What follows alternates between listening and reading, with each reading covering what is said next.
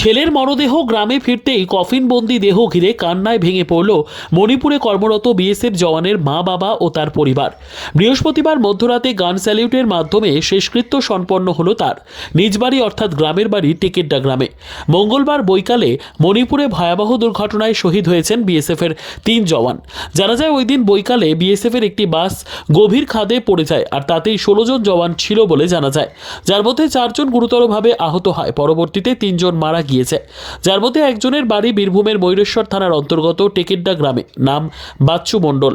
বৃহস্পতিবার বৈকাল থেকেই তার গ্রামের মাঠে বিএসএফ জওয়ান বাচ্চু মণ্ডলকে শেষবারের জন্য দেখতে ভিড় জমিয়েছিলেন বিভিন্ন এলাকার মানুষ। তবে শেষমেশ বৃহস্পতিবার মধ্যরাতে টেকেড্ডা গ্রামে এসে পৌঁছয় বাচ্চু মণ্ডলের মরদেহ, আর তাকে ঘিরেই কান্নায় ভেঙে পড়ল পরিবারের লোকজন সহ তার মা বাবা।